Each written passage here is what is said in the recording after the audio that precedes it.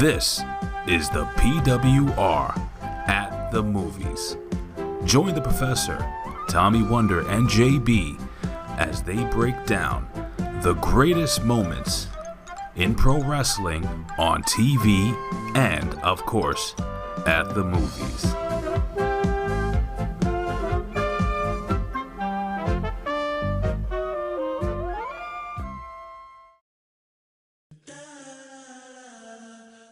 What is going on there, Reflectionites? We are back. It is the show of shows. It is the most nostalgic show on the pod beams. It is the most nostalgic show in the IWC, YWC. Yes, we took a little break. Yes, because real life work situations, as I like to say, situations happen. The professor has got to do his real life work situations. TW's got to do his real life work situations. He's got to travel 150 miles from Detroit to Chicago. I got to do things for my job, my real life job. But during that hiatus, during that time, we were wheeling and dealing. And right now, it is the weekend, and right now, we are on the PWHustle.podbeam, the PWHustle networks at podbeam.com, but also we are debuting on the Big Vito Brand at patreon.com. We are debuting on Big Vito Brand.wixsite.com. It is their first show of the PWR podcast. But for the Magnificent 7, the Elite 8, the Naughty 9, the Terrific 10, the Tumultuous 12, everybody, Michael Davis, John McHugan, DeMarco, Dippin' Donuts, Gooch of Thunder, you know who you are. Philip Scott Wood, Don of Destruction. I know, Don, you're taking a little vacation. I haven't heard from you in a while, but you know me. You are the #1 Magnificent 7 member, but I always got to shout you out. Every Magnificent 7 member that's been with us from Hami Media to the PWS Networks and now to Big Vito Brand TV, BigVitoBrand.com. Welcome to the Pro Wrasslin Reflection podcast, the PWR. At the PWS Networks at podbeam.com. And it is I, the sexiest stud muffin of all, the sexiest host, the magnanimous one, the effervescent one, but most importantly, the glorious one, that Professor Chabel Veracruz, welcoming you to episode 6, because we're going back to the movies. We're doing it big for Big Vito Brand TV. Well, not Big Vito Brand TV, but Big Vito Patreon. You know what I'm saying. And I'm not here alone with the shrimp cocktails. I'm not here alone with the vodka and cranberries. I'm not here alone with the hookers and the drugs and the coke. I am here with the man with the iron stomach, the dum-dum duo man himself, the conservative liberal, Mr. Wonderful, Tommy Strong, a.k.a. the Tommy Wonder. Welcome back, man. How are you doing? Hey, is this the end of February already? No, this is the end of January, and we're beginning the February. This is Black History Month, and you are the blackest man I know. What's going on, man? I remember. I'm black from the waist down. I remember you telling me a week ago, "Hey, man, we're off until the end of February." Here we are. Apparently, February is spelled January, but here we are. And listen, I want to pop you immediately. Anybody who's listened to our show over the years, at least these last year and a half, anybody who knows, I don't usually have anything nice to say about AEW. Not that I don't like, them to succeed. I want them to succeed. It's just not for me. But guess what I bought today? What did you buy today, TW? I collect, right? I collect belts, action figures. The only guy I like in AEW, the only guy I think is WWE ready, at least NXT ready. Here he is. You got a guess? I've said it on the show before. Hangman Adam Page. You know me so well. Of course, man. I've known you for a couple of years here, man. I went to Target like I do all the time on the figure hunts, and I found this, which I've been looking for. My very first Elite Stone Cold Steve Austin. And then I found the only AEW figure they had on the shelf I think I saw AEW at a Walmart when they first came out for Series 1. I wish I'd have bought them because they're all going for like $50 to $100. But I actually like Hangman Page. If you look at his figure and you put it up next to the Austin, the AEW figures are exactly the same as the WWE Elite figures. The articulation is in the same places. I believe it to be intentional. So if I did open the Elites, I could actually have an intergender, or well, I guess intergender too, as I got some girl figures. But promotional. Promotional match, Hangman Page, who I believe, this is funny, he reminds me of Dolph Ziggler.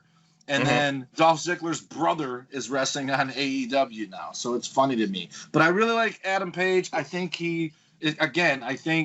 I think when I watch AEW, he's a big fish in a small pond. I know the people are going to listen to that and be insulted by it, but I think he's the guy they should have built around because all the hype was about Cody, the Bucks, Omega, obviously Jericho being there, and then Dean Ambrose. But Hangman could have been their homegrown guy.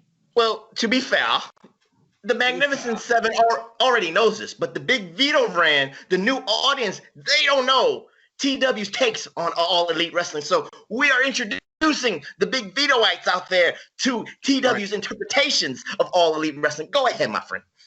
I feel like Adam Page was their guy. He obviously he did stuff in New Japan, but he's not the guy everybody talks about. It's Omega, Cody, the Bucks. This guy could have been their what's it called, blue chip guy. He could have been the guy. And again, it looked like they were going to do that. But he lost in the finals to Jericho, right? For Jericho to be the first champ. And so, and I get it. There's probably some thought that they made their buddy the champ. Whatever. Because everybody second guesses everything. Everybody's an armchair booker. But I really like Adam Page. I think I've said it on the show before. I think he's going to be the guy when his contract's up who's going to be the first AEW guy to leave and go to NXT. I think the other guys are locked too long. Time will tell, TW. Time will tell. But loyalty is a son of a bitch. So if he's loyal to the cause of AEW, he will still be there. But anyway, but like Big Brother, if you're in the Elite 8 Alliance, somebody's number 8. Of course.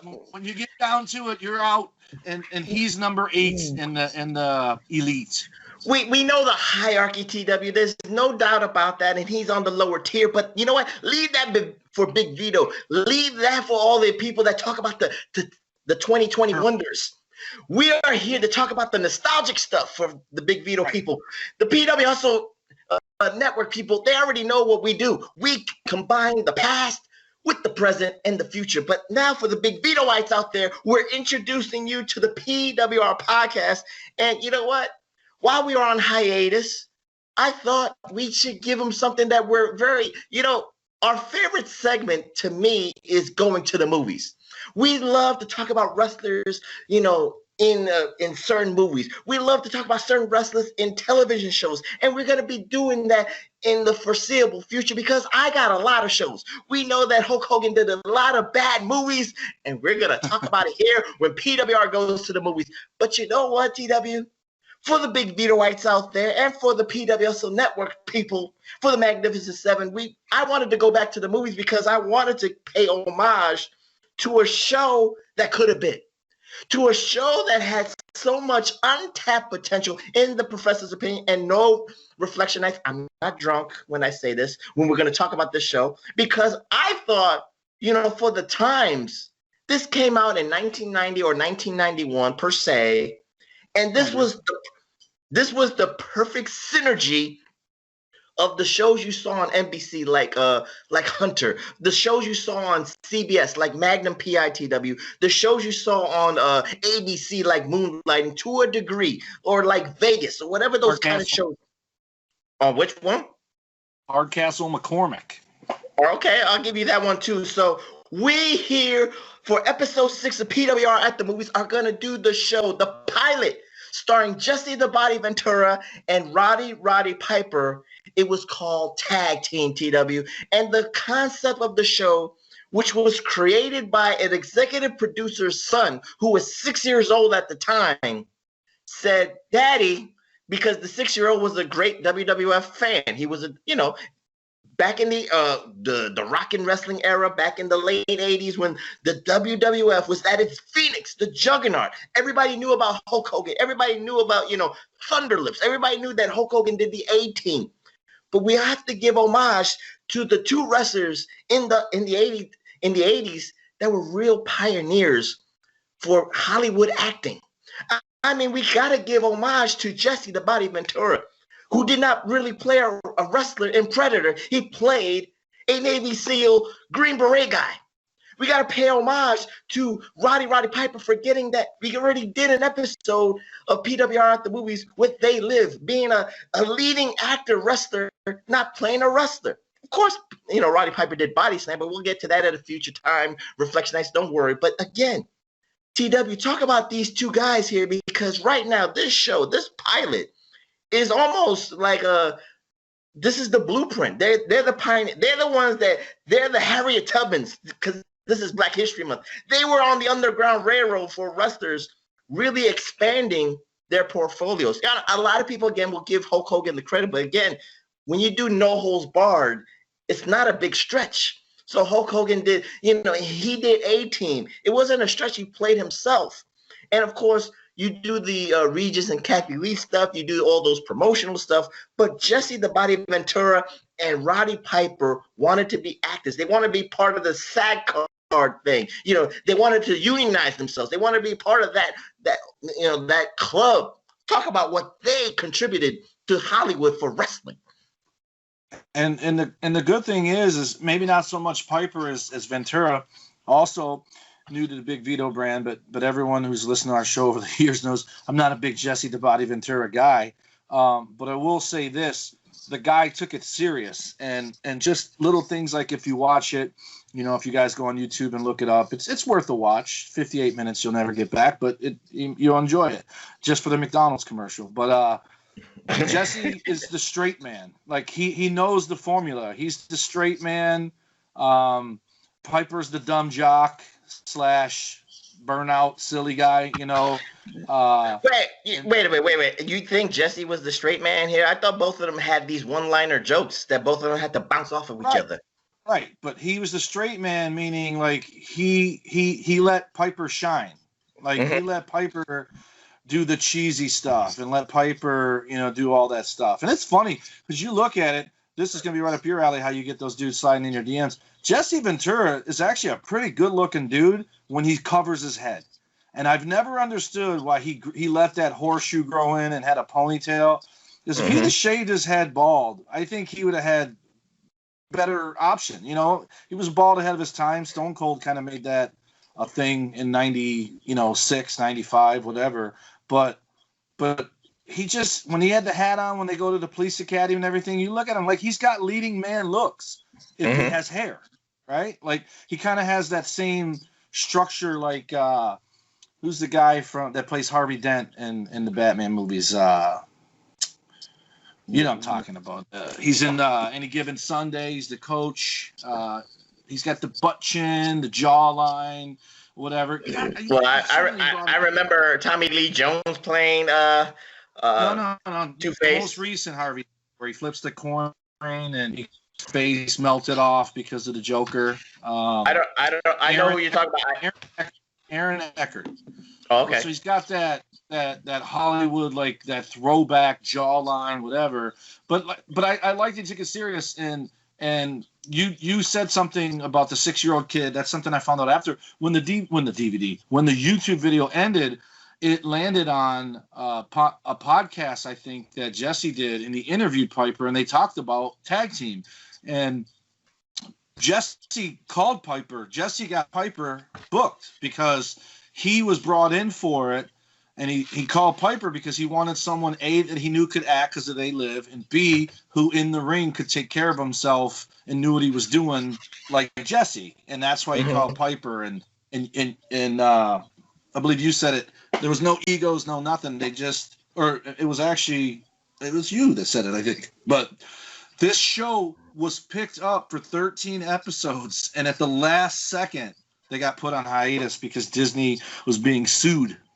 Otherwise, it was going to air. They spent $1 million on a set.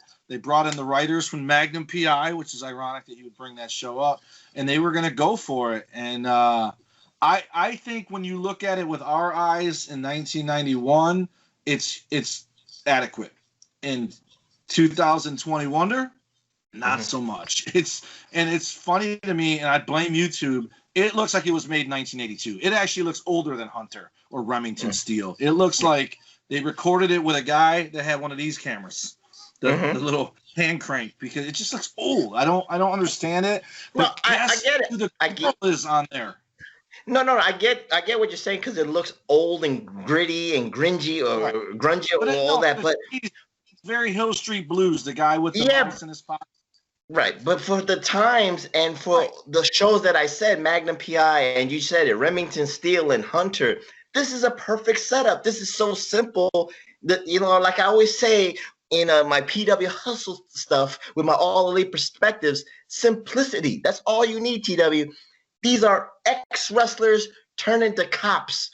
And they didn't want to go into that full A-team being mercenaries, so they try to do it the straight and narrow. And the funny thing is, TW, let's talk about this episode in depth, because the first thing you see here is, it's Rick MacDonald. This is the funny names. Rick MacDonald. Say what? Tricky Rick MacDonald. Pretty Ricky MacDonald, whatever. It's Tricky. Run DMC. Tricky. Tricky Rick MacDonald is played by Piper, and Bobby Youngblood played by Jesse the Body Ventura.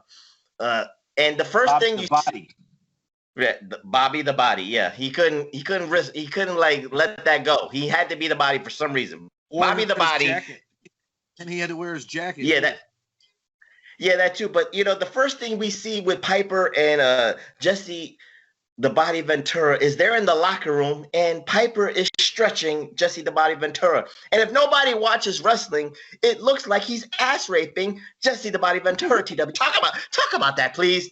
This is the first impression of a show. This is the debut episode of Tag Team. I thought he had a abdominal stretch, and I thought, what the hell is he doing the abdominal stretch in the locker room for?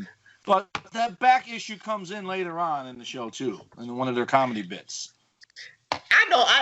We understand this as wrestling fans. We know as hardcore wrestling fans, you got to stretch out, before the matches. But your first impression as a casual fan, your first impression as a fan of, maybe actions on, action series and stuff like that, you're seeing ass raping, man. You're seeing locker room, male on male ass raping.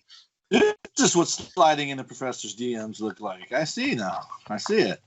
If you call it Professor sliding in the DMs, this is an analogy, or this is the picture. Yes, see Tag Team. You're the Body. You're Jesse the Body, and then no. Yeah. I am Roddy Piper. I'm giving it, not receiving it. But anyway, the Jesse the Body's the dudes that slide into your DMs. I got you. Yeah. Okay, we'll take that. But anyway, we start this, but the first, let's say, 5 or 10 minutes of the episode, we concentrate on the wrestling part, because that's where their bread was buttered. And finally, after all these years, TW, again, they try to make wrestling real. They try to make wrestling into that real life sport. They work so hard for the tag team championships, but yet behind the scenes, while he's getting ass raped, they're having a meeting with Shannon Tweed, who is the female Vinnie Mac, or the female Tony Khan. And she says, or Dixie Carter, and she says to both Piper and Ventura, you must take a dive. But they don't want to take a dive. TW, again, being in the business like yourself, we got to talk about this. We already knew sport. We already knew the term sports entertainment. We already knew Vince McMahon let the cat out the bag, during these news episodes. After this. No, before this. No, he let it out of the bag in 93, 94.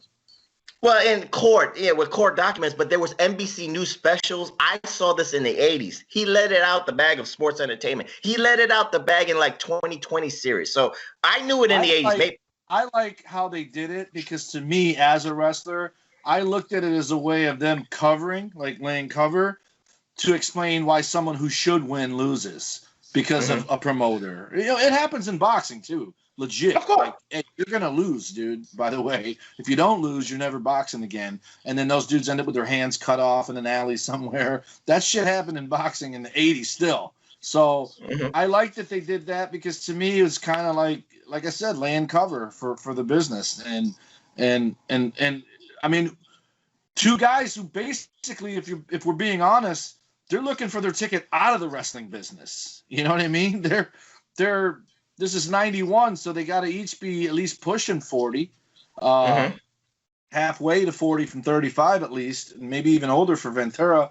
But they could have easily been like, fuck it, let's expose wrestling, you know, and we'll get some clout for doing that on a TV show. But they didn't. Just like learning the ropes with Bob Golick. He didn't expose the business on learning the ropes. He made it out like he was a teacher in the daytime and a wrestler at night, but he was wrestling for real to win money and do whatever. I always respect that. And so, you know what? We're going to tie it to current wrestling in AEW again. Ventura and Piper could have bit the hand that fed them and didn't. Whereas that's my problem with AEW is Cody Rhodes, the very first chance he got, bit the hand that fed him, you know, and the sledgehammer and all that. And yes, it wasn't Triple H that made him. It was the WWE, but that was a shot at the WWE. And that's why I have the you know, reservation for getting behind them because I don't like people that bite the hand that feeds them.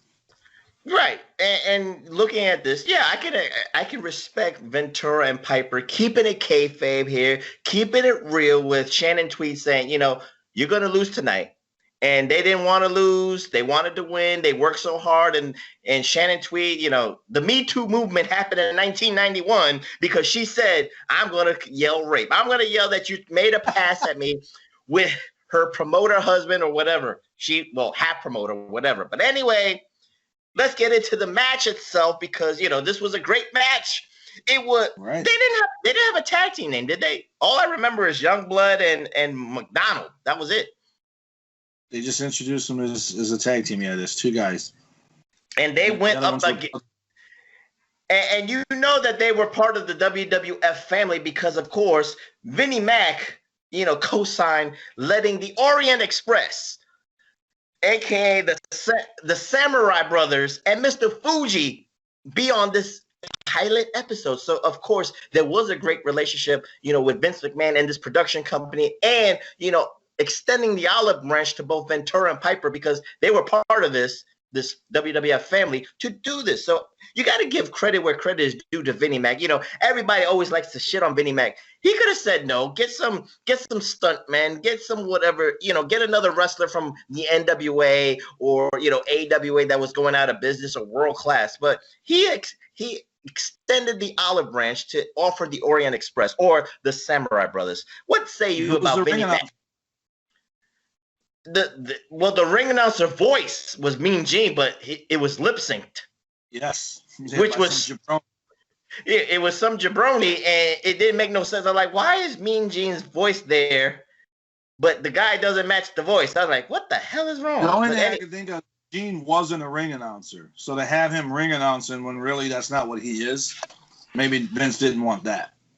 Well, maybe Vince didn't want his likeness, or maybe there were scheduling conflicts or something like that. But no, Mean Gene did ring announce in the AWA. He did ring announce in early. Not in WWF. I'm saying he was their new. No, he did. No, he did. He did in the in '83 and '84 and '85. He did the ring announcing. He also did play by.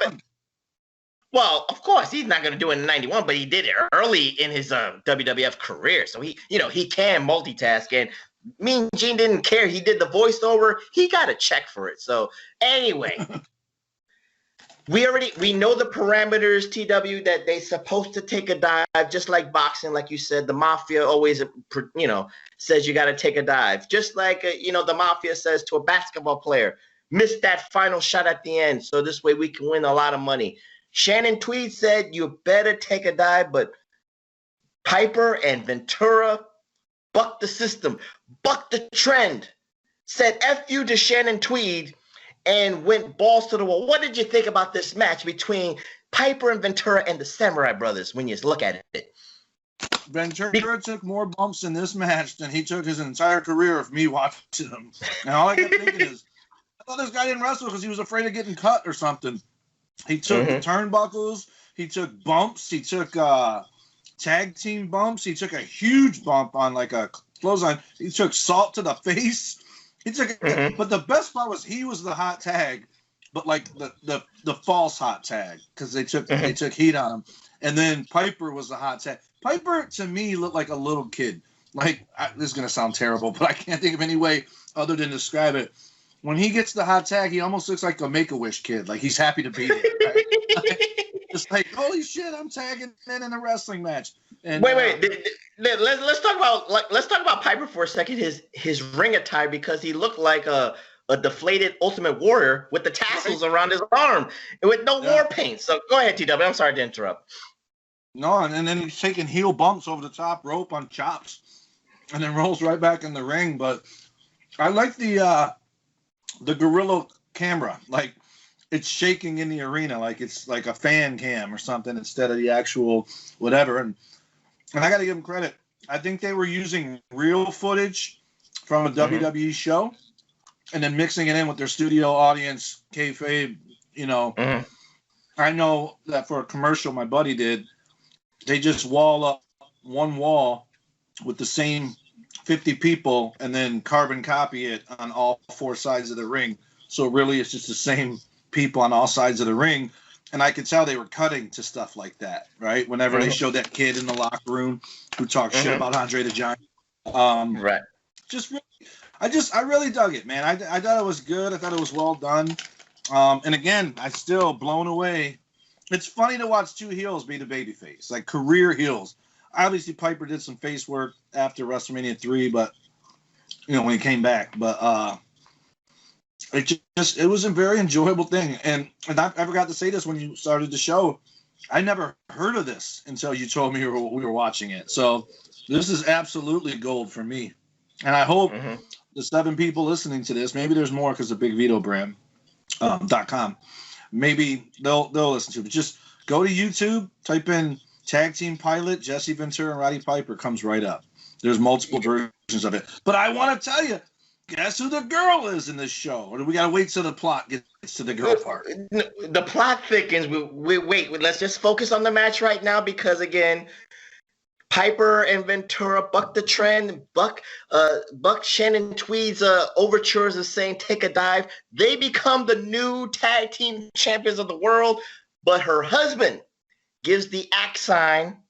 And TW, they win. But how can you, it's funny because they win the match, but then they get barred for life. So how can you explain that for the fans who saw a Ventura and Piper winning this match?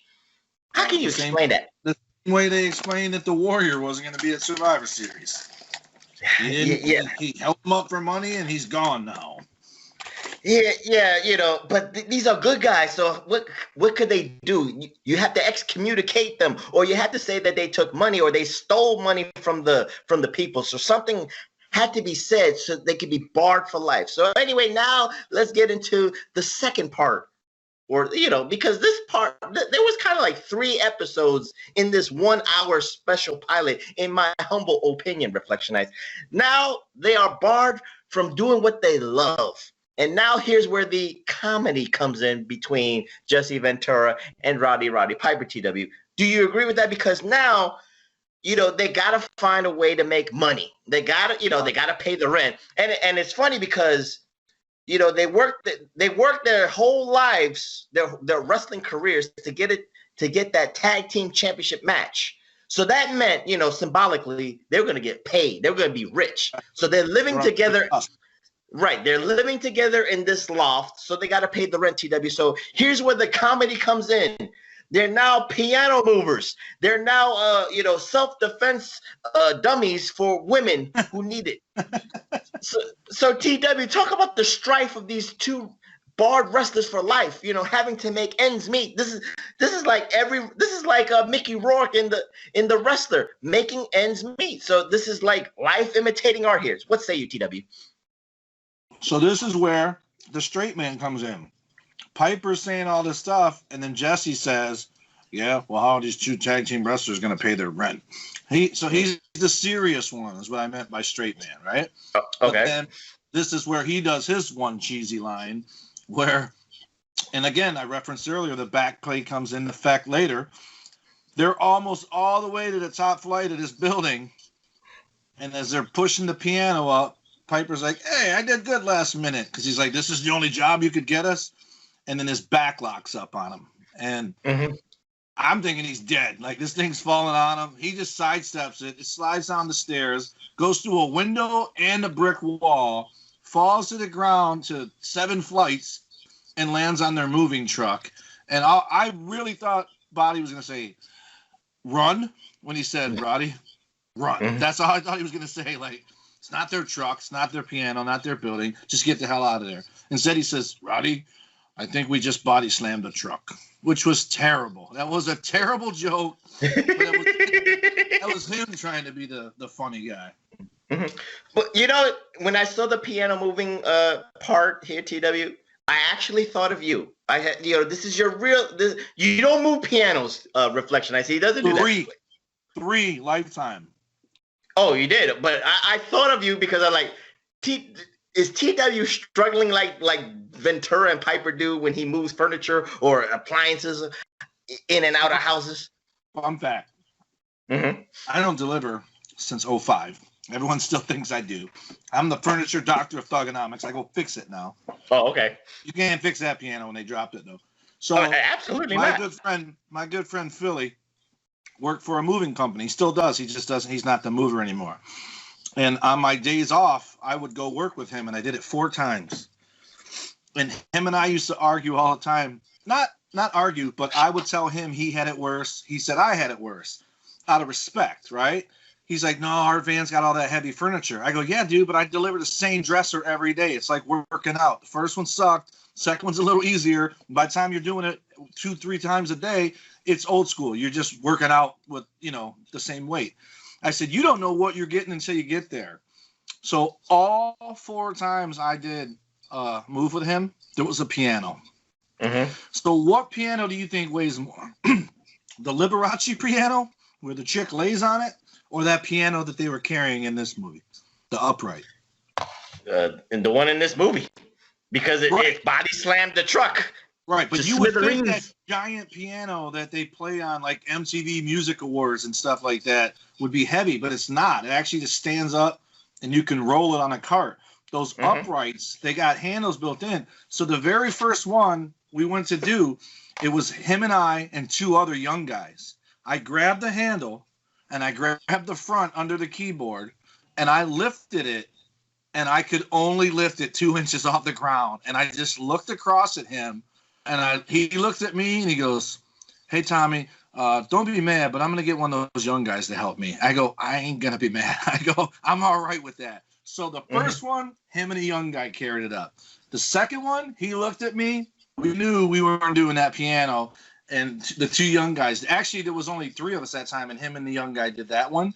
And it was actually 3, not 4. The third one, it was just me and him, and I had to carry that sumbitch. And I'm telling you, to this day, the heaviest thing I've ever carried in my life is an upright piano. To the point where people have offered them to me, and I said no because I had to pick it up. If they would have delivered it to me, I would have took it, and I'd have learned how to play that sumbitch.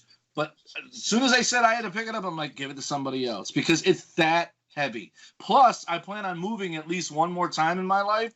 I'm not getting a piano until I'm in the house I plan on dying in, because otherwise I'm selling it with the house, because I'm telling you, they are absolutely, and that's the one they have in school. They roll them out for the teacher to play the piano while the kids sing, right? They're ridiculously heavy. So when it busted through that brick wall, the original thought I had was like, it's going to go through the wall. And then I thought, fuck yeah, it would go through the wall because it's that heavy and it's an old building. So, and it's coming down from the top of the stairs full. It would have tumbled before it just slid straight like it did. And P.S. Jesse Ventura would have been knocked over by it because it's big. But yeah, pianos are not for me. And I thought it was a nice touch to add that. It reminded me of just all the different no amount of money for TW would pay to move a piano. So I would become a full-fledged liberal, and I would be getting WIC and food stamps if my only other option was delivering pianos. I would grab my hip like Pookie and Friday and be like, oh, my back. Oh, my God. Now we found your Achilles heel to turn full-on liberal, a piano. But anyway, now, again, real-life situations, they got to make money, Reflectionites. So, you know what? While they're trying to find the perfect job for both Ventura and Piper, they go shopping with whatever money they have left. And, you know, I guess call it destiny, TW, call it fate, that this particular supermarket was getting robbed by a group of, you know, shopping thieves. They wanted to take the money from the till. They wanted to do everything. And now here comes part redo, what you could say, is now Piper gets in his superhero mode. Now, in real life, you got two ex-wrestlers with no guns, no sticks, no nothing to defend themselves against about 5 dudes with a car, with machine guns, and a rifle. To be fair, when Piper first intervened, it was one dude that looked like a knockoff of DDP who had a bat. Okay, I don't think Piper opens his yap if he sees the other guys. And that's what cracked me up, is he beats this guy up and gives him the John Cena finisher onto like a cart of bread. Like why are you taking care of him, man? Put him right on the concrete, right? And then all of a sudden the guy comes around the corner with the shotgun, and you're like, where the heck was this guy hiding? Who's he robbing? The produce guy? Give me a peach. You know, like why he's doing the till with no gun. And then Jesse comes down with the flying burrito from the top of the food can. The man with spinal stenosis and a bad back jumps off. He did his own stunts. Jesse Ventura and Piper did their own stunts. So this fight scene is like Jackie Chan. They did it themselves, Reflectionites. They didn't need a stunt man. They refused it, but they got massages after it. So they beat the shit out of guys with guns. They actually thwarted 5 guys with guns and a getaway car, TW, and the police come, and they actually thought that they were private eyes. Hence where Piper and Jesse Ventura, actually it was Piper, the light bulb hit Piper in the face saying, oh, damn, we could get paid and become cops. So TW, you know, I would shop. And for me, I would like run into the back in the meat department or whatever, or in the frozen food section, and just try to run and find the back door. What would TW do? Would you be the hero like Jesse Ventura? If the dude was standing there with a bat robbing her, I would. Okay. I think I'd be like, hold up, buddy.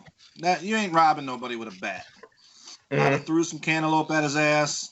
You know, just enough.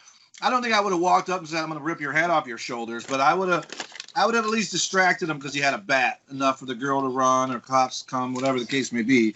But then when the Punisher comes around the corner with the shotgun, you're like, what? Right. They had Jesse sneak up with the high cross body.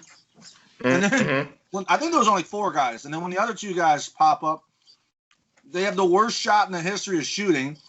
They're shooting video game guns that are shotguns, but shoot out fireballs that explode when they hit the produce and everything. And then they do a shopping cart that it hits the car and the car ricochets. It was comedy. But now, not only this is comedy to us in our 2020 Wonder Eyes, but this is, you know, the real life. This is not real life. This is real action from channel, you know, from NBC shows. This is real action from CBS shows. This is real action from ABC. This is why I keep comparing this to Magnum PI and Moonlighting and Remington Steele, like you said, in Vegas. And what was the other show? Hardcastle? Oh, Hardcastle. I don't think I saw that one. But anyway, I'm just saying. But one guy Hardcastle was a judge, and McCormick was a criminal. And he was going to go to jail unless the judge took him under his wing and turned his life around. It was very Magnum PI, where the old man took care of the young man, but it was the judge taking care of a criminal, giving him a second chance. Right. I'm just saying, you know, but TW, talk about the, let's give a synopsis of this little action scene before we get into the meat and crust that you wanted to talk about. Did you love the action between Piper and Ventura and the robbers? Lighthearted. I think they did too much with the two guys in the car and going after them. I think it would have been just good the way he fought the first guy and then Jesse stopped the other guy from shooting him. That would have been a nice little thing. But I guess they really did need to go way over the top for those cops to say, "Oh, we thought you were cops." And the one guy was a fan. He recognized them and said, "No, they're wrestlers. I watch them all the time on TV." Didn't this remind you like like the wrestler where the guy recognized Randy the Ram? But this is a different way. You're being recognized for being a hero instead of being a deli guy. Right, so this is better. This is better for the ego. Because the cop doesn't know that he's down on his luck. The cop doesn't know that he has rent to pay and he has no money. He doesn't even know he's bank for life. Hasn't aired yet. Right. So this is actually like the cop actually was an angel, you could say. Right. He gave him purpose. That's the way it looks like in Reflection. So now let's get into the meat and crusts of this show. Or as I call it, the third part, where they actually joined the police academy. And no Magnificent Seven, no Big Vito Whites out there. This is not like Police Academy with Mahoney and Larvell Jones and Tackleberry. This is real Police Academy, TW. They were training to become real cops. Did they look arrogant to you? Did they look like they wanted to succeed? What say you, TW, when you look at their training attributes? I think they took it serious. I think they made it out like the instructor thought they weren't taking it serious. Like it was just like a jackass type thing before Jackass did. But I think, obviously Jesse Ventura got his little Navy SEALs nod in there because they asked him where he learned how to shoot like that. And he said Navy SEALs. And then the Piper was like, again, like a Make-A-Wish kid, just happy to be there. Like, this is the best day ever. I got to be a hot tag and I get to be a police officer in training. And I thought it was real well. And the one guy ends up working with him. I recognize him, but I think he was just more of a 90s kind of guy. The black dude that they trip him in the mud during the obstacle course. And he ends up hired as a police officer at that place. That was the thing that cracked me up is they got jobs pretty fast. And then on top of it, their drill instructor was their boss at the new job who also got a job there on the same day because of promotions. Most police academies, you go and then you get out either if like here in Detroit, you have to sign a thing saying you'll be a Detroit cop for at least a year or you got to pay back the training because the training is included in the job. But if you go to a police academy anywhere else, that doesn't mean you're getting a job in Bloomfield Hills or Beverly Hills. And most of the time, you got to work your way up from Detroit to whatever. And I don't even know what city these guys are supposed to be in. Let's argument's sake say it's L.A. Let's say it's Los Angeles. Hollywood here. And more holes because there'd be a billion different places to work as a police officer. You know what I mean? Well, we wouldn't have known because again, we didn't get 13 episodes to at least see the area, see the neighborhoods, and see the city. Like we were supposed to get. So we got gypped. You know what's funny? They redo everything in Hollywood. Why don't they go back and start redoing the pilots that didn't get picked up? That would be at least something different, right? Like go do tag team again. Get stupid John Cena and somebody to do it. I was about to say, if they do tag team again, you can't do Piper. Piper's dead. So, and Jesse Ventura is balding. Yeah, he's 90 and balding and a conspiracy theorist. So balding on there. What are you talking about? He's got the skullet. Well, he's got more hair. He's got more hair now. But anyway.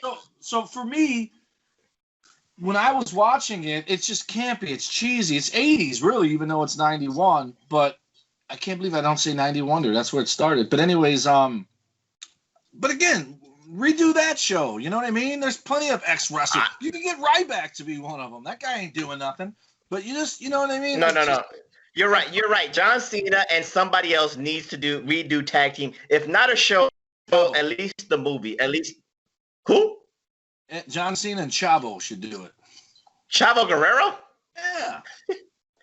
You trying to be racist? I'm visually seeing your eyes here. You gotta have a gay. You gotta have a woman. You gotta have interracial romance between two. I don't pick any two races. That's how it is now. You got to have a gay guy, a woman, interracial romance, and then one black guy, one white guy. That's how every show is now. It's just, if it's a new show, it has to have all the boxes checked.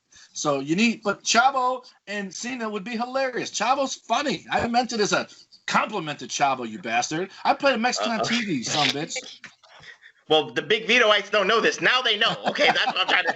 You got to explain yourself to the Big Vitoites. But anyway, long story short, Police Academy Tag Team Edition with Ventura and Piper. They pass the test. They defeat all the. They get over the odds here, and they become full-fledged cops to a degree. Now get to the part where you love this. The meat and the crust of this episode, like the third part of the episode, where we got to go back a little bit. We got to go back a little bit because this happened in between a couple of the. Yeah. Okay. No, I get you. But again, the meat and the crust of this episode is a female dog walker with like 20 dogs. Right. Somehow, one of the dogs gets into this parking lot. And she discovers espionage. This is the Pelican Brief. This is, this is Watergate, TW. She discovers, criminality. She discovers, bribery. She discovers, dirty cops. What say you, TW? Because you wanted to talk about this. Of course it is. It always is that part. I thought it was just the mafia. I didn't know they were dirty cops. See, I was doing other research. But she watches two guys get killed, and they take off. And then she goes to the police. She picks them out in the lineup. And now the backstory is the mafia guy put a hit out on her, finds out where she's at. And then, as fate would have it, the two guys who were assigned to watch her have to take Piper and Ventura with them to watch her too. Mm-hmm.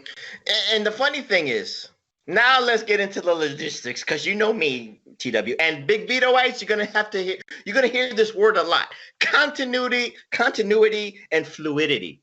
Now, how the hell would you have a witness, a star witness to the mafia, a star witness to dirty cops, a star witness to all this criminal espionage, be given to two guys who just graduated from the police academy? It doesn't work, TW. That's not what it was. That's not what it was. The two senior cops had it, and they didn't know how to do it. They were just there to learn. They weren't to be the watchers. But we find out, good thing they were there, wasn't it? Mm-hmm.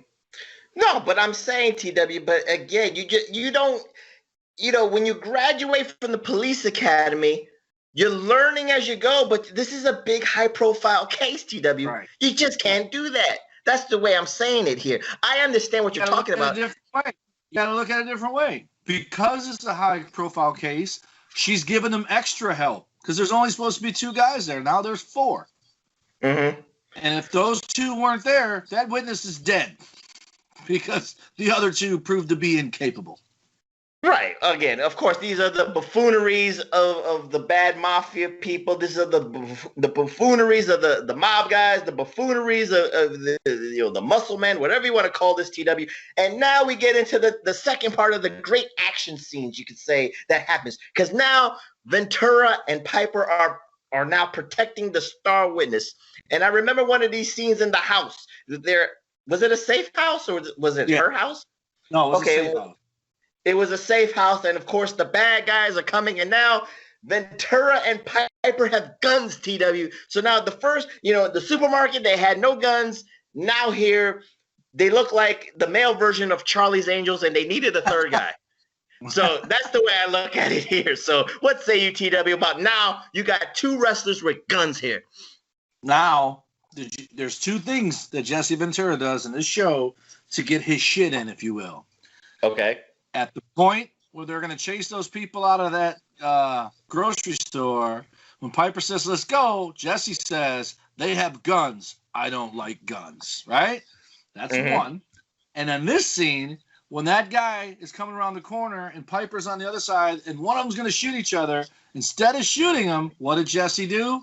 Pulled the rug out from underneath him, and then they did tag team moves to him so he didn't have to shoot him. And all I thought is, oh, they'd love that nowadays because, You didn't shoot to kill. You took him out the easy way. Whatever. By the way, that would never happen. He'd be dead from Jesse's gun if they were real cops, because it's kill or be killed. And the funny thing here, TW, because now we could at least skip this, because now they more fights. They fought at the safe house, the gunfight at the safe house, and then the gunfight or the fight at the courthouse. I believe the second fight was at a courthouse. No, it was a grocery store and then the halfway house. No. But then the second part was the courthouse or something. After that, I'm just saying, because they were still protecting. But the second fight, they're already cops. But right. Now they're fighting these bad guy mafia guys, but they're incorporating wrestling. They're incorporating tag team wrestling. They're actually tagging each other in to do the moves. The show apropos. Right. They're doing the hot tags, TW, in a fight with the mafia. Yeah, that fight. To get her into the court. That's right. They got her to the court because Jesse, the straight man, remembered she likes the dog pound. So they went to the dog pound and found her. That's a very good plot fact right there. We're making it to where they don't need to watch the show, by the way. We've given away. Of course, because we're giving away.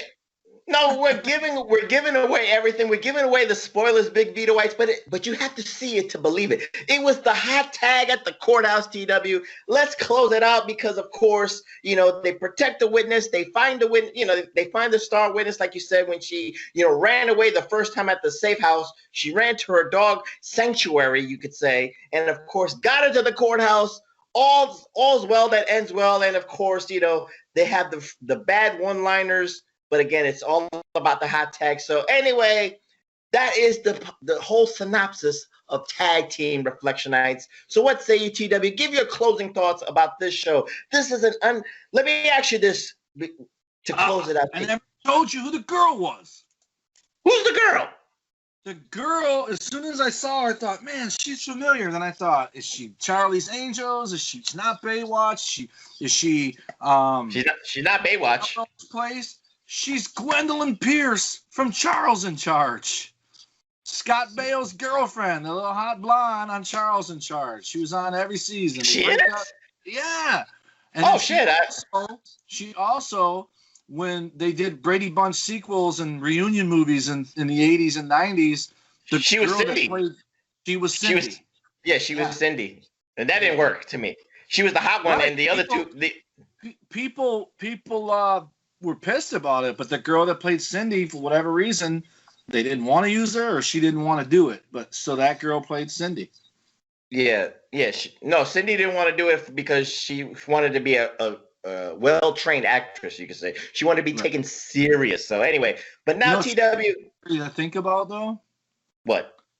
That girl's name is Jennifer Runyon in real life. And so I looked into it because I had to figure out why I knew who she was. And then when I saw Cindy Brady, I'm like, there's no freaking way I'd remember that, right? And then I remember that. Down the IMDb. No, as soon as I read it, I was like, yeah. But then I was like, but there's more. So I kept reading down. And as soon as I saw Gwendolyn Pierce and Charles in Charge, I'm like, that's it. Because she's beautiful. That's one I didn't know. That's the one I forgot about. I knew the Cindy Brady one. What year she born in? With that age and Charles in Charge, 62. 60. That makes her this year 61 years old. That hurts me. It hurts. She's a gilf. She's probably a gilf right now. So anyway, 61. But anyway, well, again, let's close this out, TW. I'm going to ask you this question for all the Reflectionites and the Big Vitoites out there. So you should see this show. You should see Tag Team on YouTube with Piper and Ventura. But let me ask you this question. Again, take away the 2020 Wonder Eyes. Right. Was this an untapped potential kind of show for the 90s? Could it have survived the litigation drama? Could it have made it at least, let's say, 5 years? Could it have made it? I think this show, it's an Achilles heel for it. It's an 80s show in 91. That's what I think holds it back, right? I think at the end of the day, if this show come out in 85, it's going 85 to 92. It's easily going 7 years, right? But because it's an 80s show in the 90s, it makes it a little harder to do. But it is gritty and grainy. It's not flamboyant like the 80s. So you don't have all the bright pinks and the bright, the spandex and everything. But what I would say is, if we're going to compare it, is it better than Thunder in Paradise? Absolutely. Because I would Thunder in Paradise to me always came off as a knockoff of Baywatch. The acting was terrible. The very beginning of this, I thought the acting was terrible, but the more I watched it, the more into it I got, and the more it was just Piper Ventura on TV, right? And I didn't mind the drill sergeant. Like, I wish I could remember that black dude's name, because I remember him in stuff in the 90s, probably even an episode of Seinfeld or something. But that dude was in a lot of stuff, and I recognize him. Just a real good cast. And I'm almost certain when they were at the shooting range, I saw John Amos. He was walking towards checking on people shooting. So I'm like, oh, John Amos is on here. And then he just turned, and then it kept going, and then the girl started talking to him. So I'm like, either that was a John Amos lookalike, or that's Mr. Evans, for those who don't know from Good Times. But and also, by the way, as a kid, the black dude was Phil Lewis, who played Ray Tyler, which is also the name of the singer from L.A. Guns. But anyways, John Amos, when he died on Good Times, I thought he died in real life. So years later, I think he was in a Bruce Willis movie, and he turned on Bruce Willis. Like he Die Hard 2. The military, yeah. And when I saw him, I thought, what the fuck? I'm like, Mr. Evans is alive? I didn't even know, because I thought he really died in real life. And so when I saw him, I was happy to see him in that movie, and then mad that he turned heel. But yeah, and he was killed off of Good Times because contract dispute. He wanted more money. They're like, oh yeah, bye, and they killed him off. But yeah, so I think this movie show, it's considered a movie on IMDb, by the way, since it was only one and it was an hour long. And you must have watched the same thing I did, because you're quoting a lot of it or you read about it. But I feel bad for Piper that it didn't get picked up. And Ventura said that if it got picked up, he doesn't think he goes on to be the governor. Because when it didn't get picked up, that's when he went on to become the mayor of Minnesota, and that led to him becoming governor. And Piper said, brother, he goes, this would have sent our lives on different directions. He goes, mine for the better, yours, I don't know, because you got it together to become the governor of a state.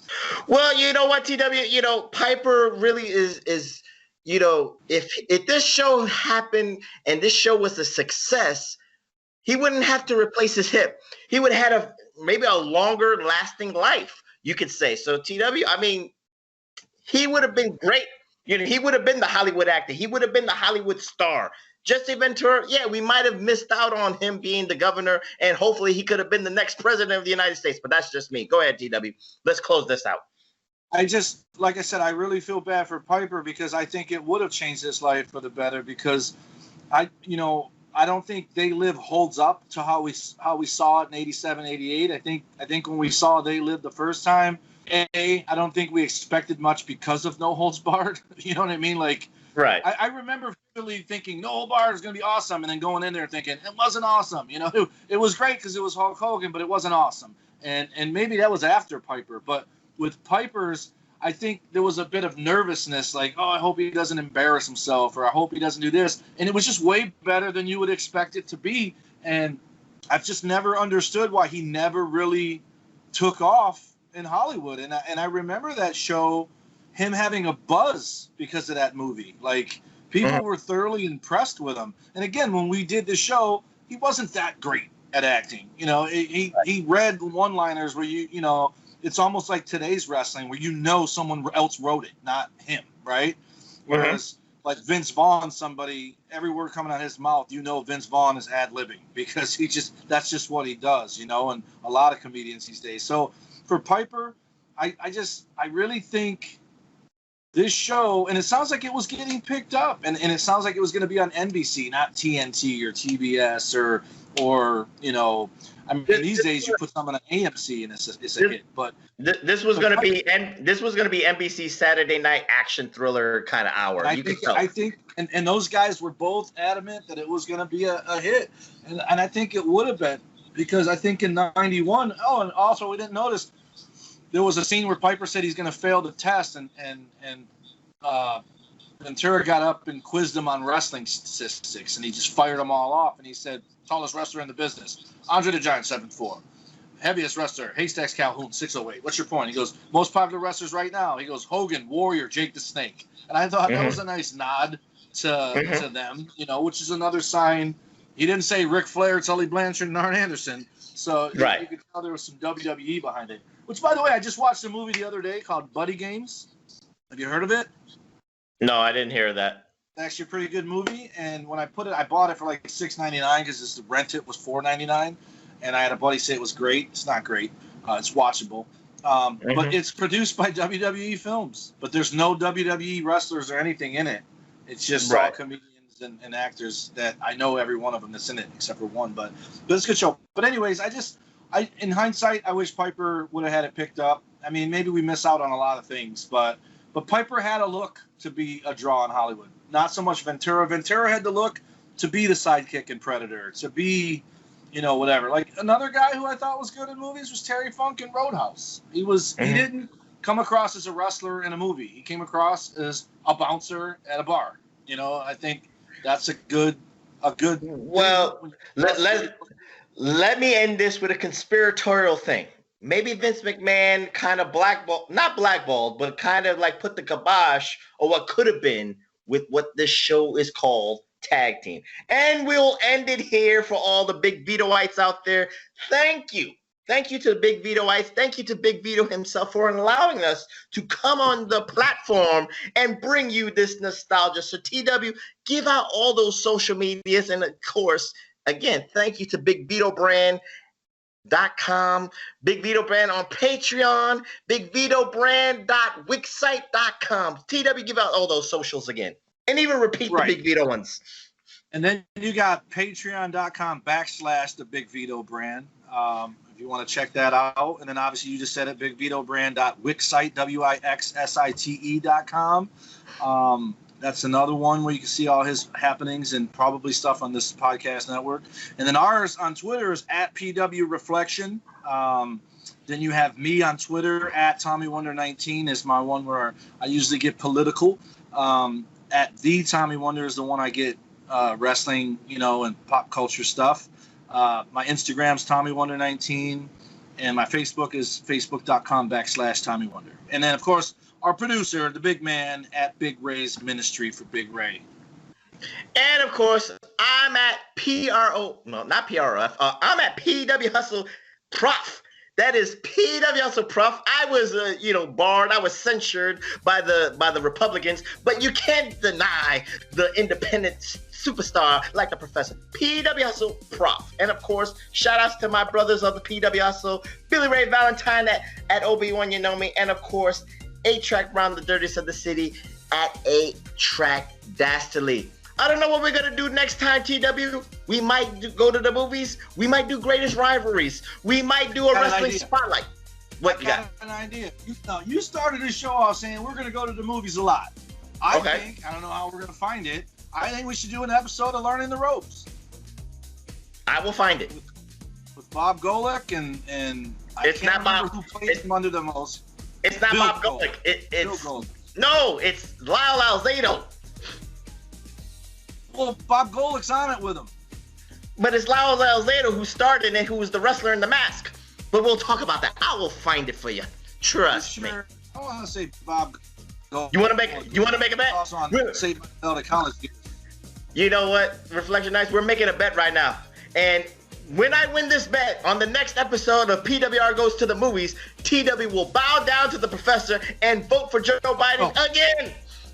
That's what it is. But anyway, we might do Learning the Ropes, but you know what? We'll stay tuned, Reflection Nights. Stay tuned. But for that, I'm the professor. That's Mr. Wonderful Tommy Wonder, aka the Iron Stomach, and of course, remember his YouTube Dum Dum Duo. Is that right again? Dum Dum Duo. Oh yeah, the Dum Dum Duo and an Idiot. Yeah, please go there, like, subscribe, share. We do stupid things. We're doing another one Thursday, so by the time this airs, you'll probably be able to check that newest video on there. We're basically doing our own version of the hot ones. We got all the sauces lined up. We're gonna be dummies for that, but we've done the Gummy Bear Challenge, the One Chip Challenge. We've done the Death Nut Challenge. We ate a bunch of chicken nuggets on the last one. That was a race. No hot sauce on that one. We did White Castle sliders with the roulette wheel to figure out which hot sauce we were going to land on. And funny enough, each hot sauce, when I ate it, I was like, well, that tastes like the Death Nut. And that tastes like the Gummy Bear. And that tastes like the one chip challenge. So I've obviously been doing this long enough that I'm dumb enough to know what the different hot sauces taste like and can recognize them on the burn. But dumb do point an idiot. All right. See, I'm always shouting out your show. You're forgetting your own damn show because of your stomach right now. But anyway, I got recognized by someone when I went to do my regular job as a furniture repair guy. The guy looks at me and goes, "Hey man, I got a question." I go, "What's that?" He goes, "Are you the idiot?" And I go, "Why, yes I am. How the heck would you know that?" He goes, "I watch your dumb and an idiot videos all the time. You guys are hilarious." And side note, I didn't say this on the Facebook post. The guy is an acquaintance of my buddy Matt that does it with me, with his girl Stacy. And he was like, "Yeah, I don't think Matt will remember me," but Matt did. They were in a bowling league, and that guy substituted a couple times, and that's how they met. So he knew him from seeing the posts on Facebook, but it still was a funny story that he recognized me. So especially with a mask on. You are a celebrity in the making. So with that being said, I'm the Professor. That's Mr. Wonderful, the Iron Stomach, Tommy Wonder saying good night, and see you next time to the Big Vitoites and to the Reflectionites. Peace. I think we body slammed the truck. Yes, we did.